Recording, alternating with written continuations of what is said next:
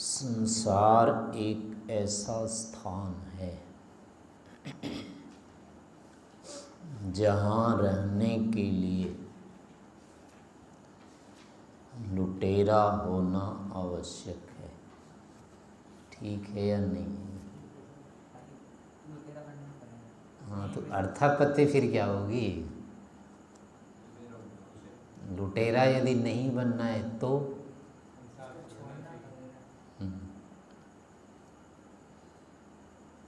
ये होगा ना। यहाँ यदि रहना है तो वैसे नहीं रह सकते बिना डाकू बने। डाकू नहीं, यहाँ लुटेरा शब्द लेना है, केवल डाकू नहीं।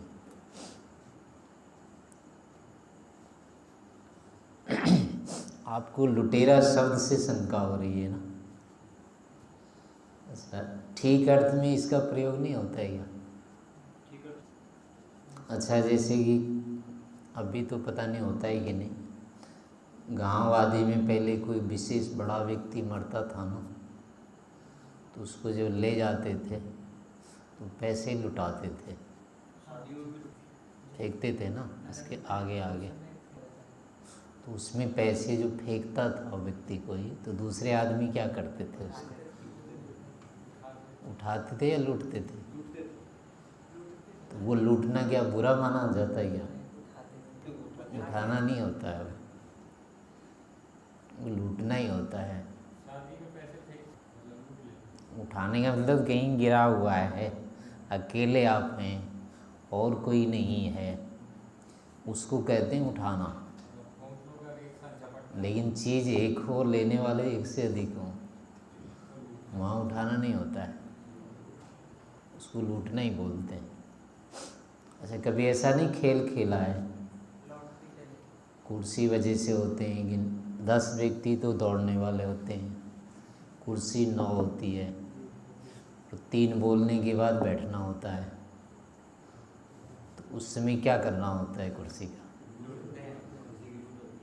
कुर्सी पे बैठते हैं, कुर्सी को लूटते हैं।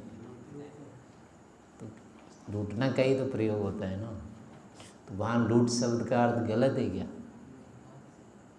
ठीक है ना? नहीं, वही लूटना जो है ना, लूटो, जगह लूटनी है, जगह लूट के रखो। हाँ, जो भी है, जो भी कई चीज़ फेंकी जाती है, वैसे लेने वाले की और चीज़ की संख्या नहीं होती निर्धारित। जैसे बस में है, कभी कभी भीड़ होती है, सीट उसमें 4-5 खाली है, चढ़ने वाले 20-25 हैं, तो जब कहते हैं कि अंदर जाके क्या करो, सीट लूट के रखो, ये बोलते हैं ना। सीट रोकना कहते हैं, लूट के रखो। अगर मान लो वहाँ कह दिए सीट लूट के रखो, तो वहाँ क्या गलत अर्थ है क्या? लूटना ही है वो। यानी मुख्य अर्थ ये होता है लूटने का, जो प्राप्य है जितनी संख्या में, प्राप्त करने वाले की संख्या यदि उससे अधिक है, और नियम है कि कोई भी ले सकता है उसको, तो वही अर्थ लूटने का होता है। वो गलत है, जबरदस्ती वाला नहीं होता है। दोनों में अंतर इतना ही होता है, एक में होता है कि साधन किसी के द्वारा उपार्जित है पहले से,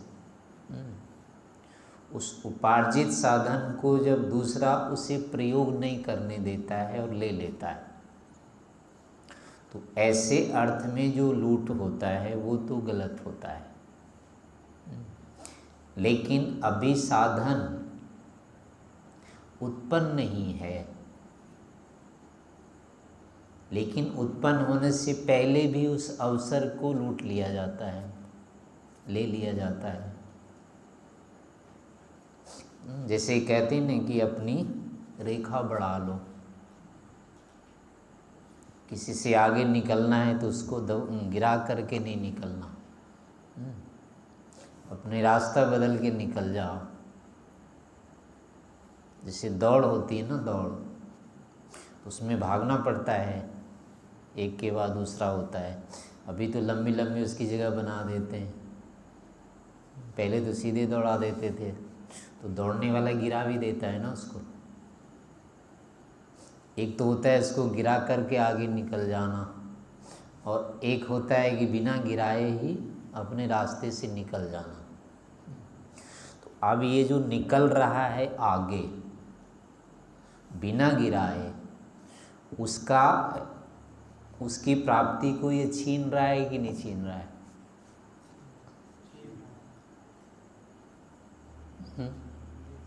उसका परिणाम क्या है? एक गिरा करके चलो ले लिया, आगे बढ़ गया, एक बिना गिराए ही उसको आगे बढ़ गया। अब जो प्राप्ति है वहाँ प्रतियोगी की, हाँ बिना गिराए में, तो उसके सामने अगर ये ले लेता है बढ़ के, तो उसके लिए क्या परिणाम होगा? जो पीछे रहा उसका तो गया, लूट ही हुआ ना वो। बस इतनी था कि उसने उत्पन्न नहीं किया था, लेकिन उसका अवसर जो था वो तो लेने नहीं दिया ना इसने। जो उसको मिलना था उससे तो वंचित ही हुआ ना। और ऐसा मान्य होता है कि नहीं होता है संसार में? इसमें कोई दोष नहीं। गिरा के लूटना तो मान गलत है, अनुचित है, लेकिन बिना गिराए अगर ले लिया जाए उसमें दोष नहीं है। यहाँ जितनी भी प्रतियोगिताएं होती है, चाहे परीक्षा की होती है और कुछ होती है, उसमें जो सर्वप्रथम होता है या खेल जैसे होता है दो में, तो उसके लिए होते हैं पुरस्कार। तो अब जो जीत करके पुरस्कार ले लेता है, तो जो हारता है उसको कष्ट होता है कि नहीं होता है? तो अब क्यों होता है उसको आशा थी न मिलने की, पुरस्कार पर उसका भी उस अधिकार था, वो ले सकता था, लेकिन दूसरे ने उसको नहीं लेने दिया, तभी तो वो दुख हो रहा है ना। ऐसे दुखी तो होना नहीं था उसको, नहीं, जो मिल सकता था वो नहीं मिला, दूसरे ने ले लिया। तो लेकिन इसको बुरा कहाँ माना जाता है? सारे संसार का नियम ही इसी पर है।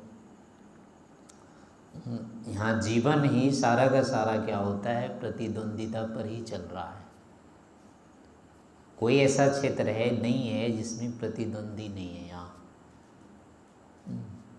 हर क्षेत्र में साथ ही साथ प्रतिद्वंदी होते हैं, चाहे राजनीति का क्षेत्र है, चाहे व्यापार का क्षेत्र है, चाहे अध्ययन का क्षेत्र है, चाहे खेल का क्षेत्र है, चाहे कृषि का क्षेत्र है। ऐसा कोई क्षेत्र यहाँ नहीं मिलेगा संसार में जिसमें कि उन्नति का जो क्षेत्र है ना बिल्कुल निर्बाध है।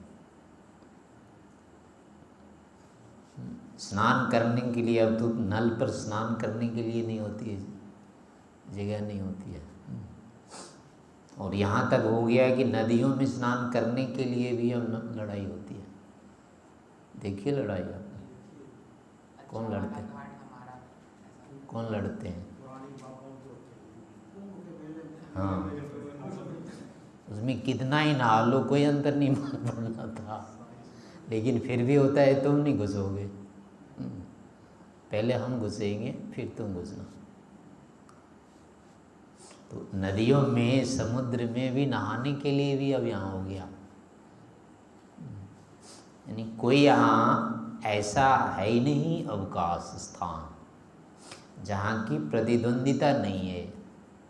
दूसरे को दबा करके एक को बढ़ने के लिए यहाँ कोई स्थिति नहीं हो, ऐसा है ही नहीं। सब जगह ऐसा ही है, किसी न किसी को यहाँ पीछे छोड़ना ही होता है। विज्ञान के क्षेत्र में देखो, वैज्ञानिक कितने होते हैं, वो जिस चीज़ की खोज करने जा रहे हैं उसको बोलते भी नहीं हो, पता भी नहीं लगने देते, जब तक वो पूरी तरह से खोज नहीं कर लें उसको, दूसरे को जानने भी नहीं देते हैं, और जान लिया तो चुरा लेते हैं उसका। ऐसा भी होता है, परिश्रम इसने किया लेकिन नाम उसके हो जाता है। तो उनको कैसा लगता होगा। तो ऐसे कोई भी क्षेत्र यहाँ ऐसा है नहीं जिसमें खुल्लम खुल्ला आप उसको करें। हर समय किसी न किसी से यहाँ बचाना पड़ता है। बिना बचाए आप अपने ऐश्वर्य को बढ़ा नहीं सकते। यहाँ कोई न कोई ऐसे पीछा लग जाएगा जो आपको पीछे धकेल सकता है। यात्रा करनी हो और आप चुपचाप रहेंगे, मेरा नंबर आएगा तो मैं चढ़ जाऊंगा, बस में देखो फिर क्या होता है, आप जाएंगे या नहीं जाएंगे, आप नीचे ही खड़े रह जाएंगे। तो हर जगह यहाँ पर ऐसा होता है, लोक में, संसार में, आपने दूसरे को अवसर दिया और आप पीछे हुए, और इतने पीछे होंगे कि नंबर भी नहीं आएगा फिर दोबारा। यहाँ आप इस भरोसे नहीं रह सकते हैं कि मेरे लिए तो सुरक्षित है। संसार के जितने भी सुख सुविधाएं हैं, कोई भी व्यक्ति उसके बारे में नहीं कह सकता है कि ये तो मुझे मिल ही जाएगा, कुछ करे ना करे। किसी से बचाने की, इसको सुरक्षित रखने की अपेक्षा नहीं है, ऐसी यहाँ स्थिति हो ही नहीं सकती है।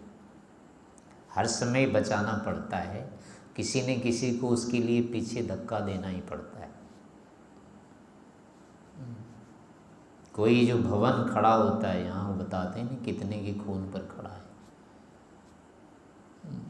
यानी यहाँ के कार्यों में वो जो आता है ना, क्या आता है योग दर्शन में, हिंसा हिंसा कृतोपिस्ति कर्मा से, या अभी आया था ना, क्या था वो,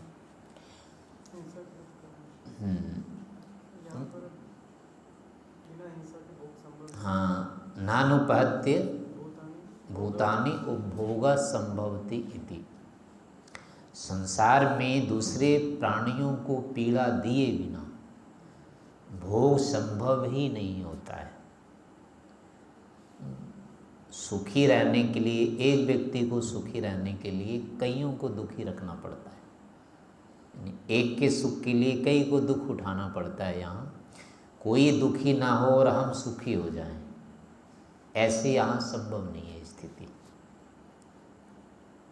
कोई भी व्यक्ति संसार में ऐसा हो नहीं सकता है जो बिना दूसरों को दुख दिए वो सुखी हो जाए। एक को सुखी होने के लिए कईयों को दुख उठाना ही पड़ता है यहाँ। इसीलिए फिर क्या होता है, मूल कारण यहाँ पर क्या होता है, यहाँ के जो पदार्थ हैं उनमें, सुख साधन जो हैं उनमें जितना सुख है वो यहाँ के रहने वालों के लिए पर्याप्त नहीं है। जितने यहाँ भोक्ता हैं उनके लिए जितना सुख चाहिए उतना सुख यहाँ संभव नहीं है संसार में। हर किसी को कम पड़ता है यहाँ, यानी साधन इतने कम हैं कि यहाँ रहने वाले व्यक्तियों के लिए पर्याप्त वो पड़ता ही नहीं कभी। हर समय साधन कम ही होते हैं, भोगने वाले अधिक होते हैं और भोग के जो साधन होते हैं यहाँ कम होते हैं। तो ऐसी स्थिति में मारा मारी स्वाभाविक है। और अब इसी कारण से होता है कि अब दूसरे से रक्षा करनी अनिवार्य हो जाती है। दूसरे को बिना सूचित किए ही उस काम को करना पड़ता है। दूसरे के अवसर को रोकना ही पड़ता है कि वो ना आगे बढ़ जाए।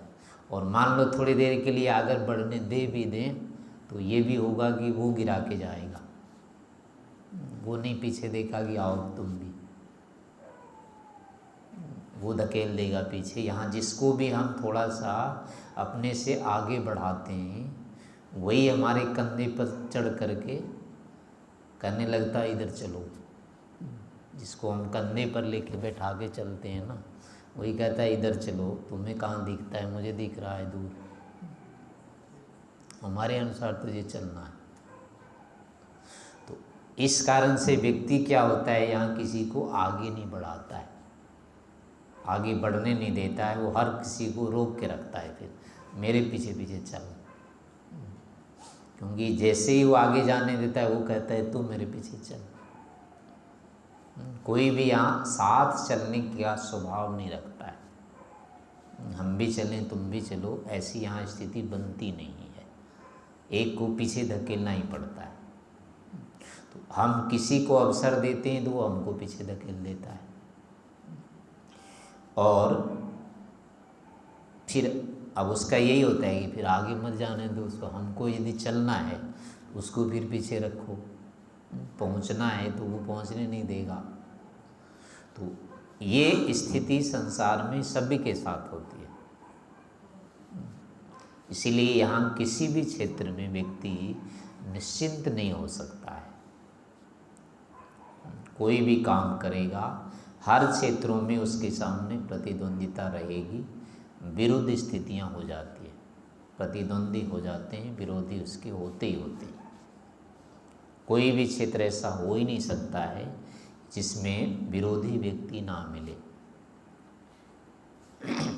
तो इसीलिए क्या होता है कि फिर अब अगर किसी को यहाँ जीना है ये उसने बना लिया तो उसको अब यही करना पड़ेगा।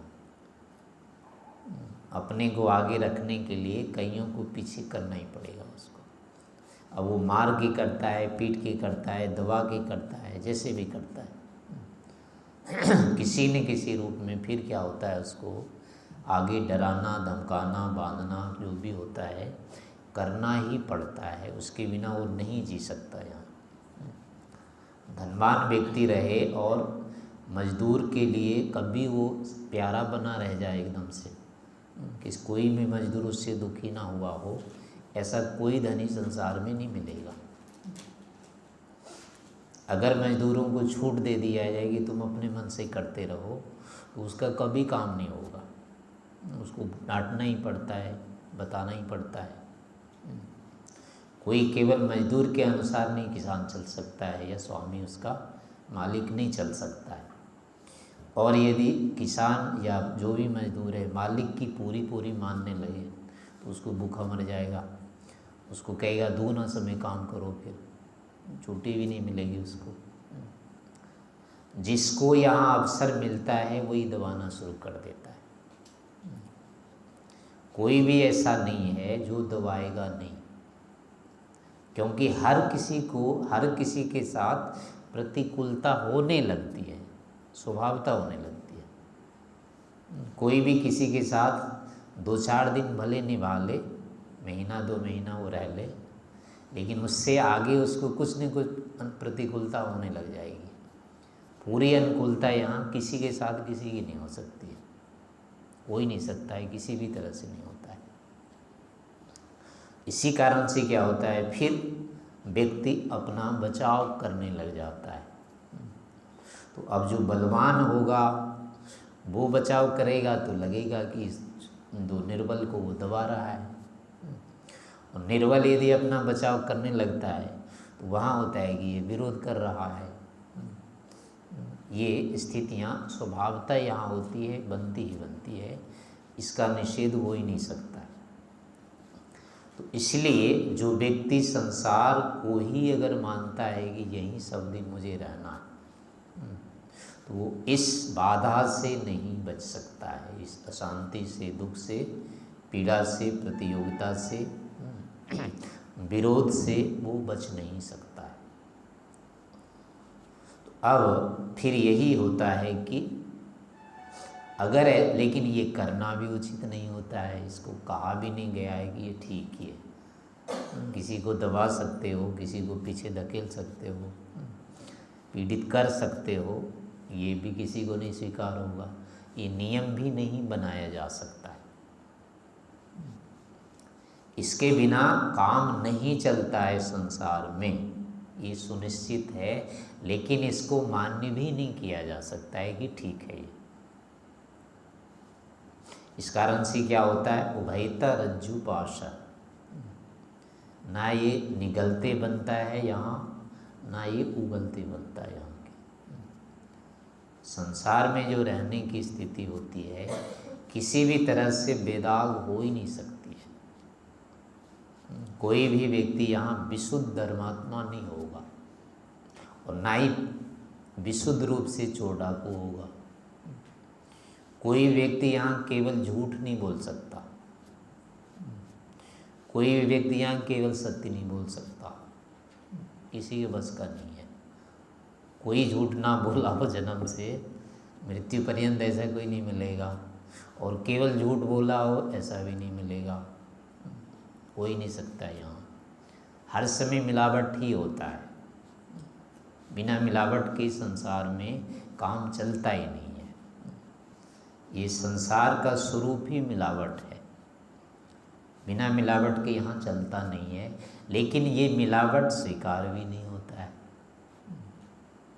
स्वाभाविक हो जाए, अनुकूल हो जाए, प्रतिकूल नहीं हो बे, अच्छा ही अच्छा रह जाए, इसका परिणाम ठीक ही आ जाए, ऐसा भी नहीं हो सकता। इसीलिए यहाँ के कोई भी जो नियम होते हैं पूरी तरह से कभी भी पर्याप्त या अनुकूल होते नहीं हैं किसी के लिए। कैसा भी नियम कोई भी व्यक्ति कितना विद्वान से विद्वान बना दे, यहाँ वेद की बात भी नहीं चलती है, वो भी हटानी होती है। जब माता है पिता है ये कथन वेद में आता है ना, लेकिन इसी का विरोध होता है ना। फिर कोई किसी की माता नहीं है, कोई किसी का पिता नहीं है। वो मंत्र एक आता है, न त्वम स्त्री न पुमान, एक अथर्ववेद का मंत्र है, उसमें आता है ना तो तुम स्त्री हो ना तो तुम पुरुष हो, तुम इन सब से अलग हो। और एक जगह कह रहा है एक माता है, वो पिता है, वो पत्नी है, वो पुत्र है, ये भी वो बोलता है, वेद ही बोलता है ये, और वेद ही मना करता है कुछ भी नहीं हो, कोई नहीं, किसी के माँ बाप है ही नहीं। तो कहीं पर चल करके वेद का भी विरोध करना पड़ जाता है। वेद भी संसार में व्यवस्था नहीं बना सकता, भगवान भी नहीं बना, इसीलिए पूरे दायित्व लेते नहीं ईश्वर कभी यहाँ का, कभी नहीं लिया ईश्वर ने संसार का ठेका कि यहाँ सब ठीक रहेगा। जो रह रहा है वो अपने बल पर रह रहा है। यहाँ ईश्वर कभी नहीं कहते यहीं रहो, रहते हो तो अपने दम पर रहो, बस हमारा कुछ नहीं टेका। हाँ इतना है कि कम से कम दुख होगा, ऐसे करके निकल जाओ यहाँ से तो बच सकते हो बहुत कुछ। पूरे बचने का कहीं नहीं है, ईश्वर की तरफ से भी नहीं है, संभव ही नहीं होता यार। तो अभिप्राय ये होता है कि यदि हम वस्तुतः पूरी तरह से सुखी होना चाहते हैं, संतुष्ट होना चाहते हैं, सत्यवादी होना चाहते हैं, धार्मिक होना चाहते हैं, परोपकारी होना चाहते हैं, दयालु होना चाहते हैं, धार्मिक होना चाहते हैं, निर्दोष होना चाहते हैं, सब प्रकार से विशुद्ध होना चाहते हैं, तो अनिवार्य है कि संसार को छोड़ना होगा। इसका साथ लेकर के आप नहीं कह सकते अपने को। विशुद्ध होना है तो संसार से अलग होना पड़ेगा। संसार के साथ हैं तो कह नहीं सकते हम विशुद्ध हैं, वहाँ कलंक लगा ही रहेगा। संसार कभी भी कलंक रहित होता नहीं है, कोई भी यहाँ निष्कलंक नहीं हो सकता है। वैसे तो यहाँ का जो प्रवेश पत्र ही है वही पाप से लिखा हुआ होता है। प्रवेश पत्र देखा है संसार का?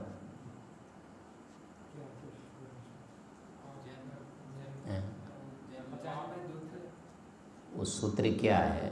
वीतराग जन्मा, राग द्वेष से रहित यहाँ कोई जन्मता ही नहीं है। संसार में जो कोई आएगा वो राग द्वेष लेके ही आएगा, उससे रहित कोई आएगा ही नहीं। यहाँ पर कोई नहीं आएगा, यहाँ प्रवेश ही नहीं है। राग विराग योग, राग विराग और योग सृष्टि, जो सृष्टि होता है राग द्वेष का एक योग होता है, ये उसका गुच्छा होता है। तो पाप पुण्य का ये मेल ही होता है, या उसको लेकर के यहाँ आना होता है। अब जो पाप पुण्य राग द्वेष को लेकर ही आया है, उससे आशा कैसे करेंगे राग द्वेष रहित होकर के रहेगा वो? यहाँ प्रवेश पत्र ही नहीं है ऐसा।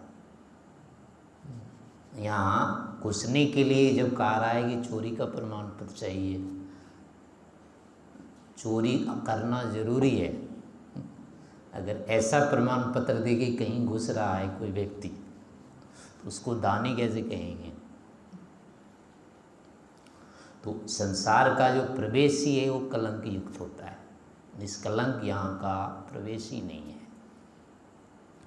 तो अब जब प्रवेश ही नहीं है तो यह काम आशा कैसे की जा सकती है उसकी?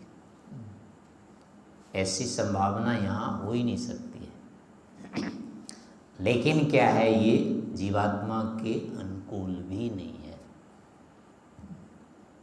तो अर्थापत्ति से होता है कि फिर संसार सदा रहने की जगह नहीं है। ये आ गए चलो ठीक है, लेकिन आने के बाद यहीं रहना है ऐसा नहीं सोचना चाहिए। ये सोचना ठीक नहीं है। सदैव यहीं बने रहने की बुद्धि बनाना या संभावना करना ये उचित नहीं है। ठीक है, कीचड़ में गिर गए, लेकिन गिरने के बाद रहता है निकल जाएं किसी तरह से। पड़े रहने का स्वभाव नहीं होना चाहिए। कीचड़ में कौन पड़ा रहता है? किसको अच्छा लगता है? उसको कोई हाथ जोड़ता है? तो जैसे सूअर के लिए कीचड़ में देख करके हर कोई मनाता है, ठीक है तुम्हारी जगह, ऐसे ही जो संसार में रहना चाहता है वो उसके क्या कहेंगे उसको, जो विद्वान व्यक्ति होता है, जो योगी होता है, जो आध्यात्मिक व्यक्ति होता है, वो उसको वैसे ही कहेगा। उससे ज़्यादा वो संभावना नहीं हो सकती। या जो यहाँ यानी विशुद्धता को चाहता है, यथार्थता को, तत्वावस्था को जो चाह रहा है, उसको संसार के प्रति नहीं हो सकती है। आदर की दृष्टि उसमें हो ही नहीं सकती।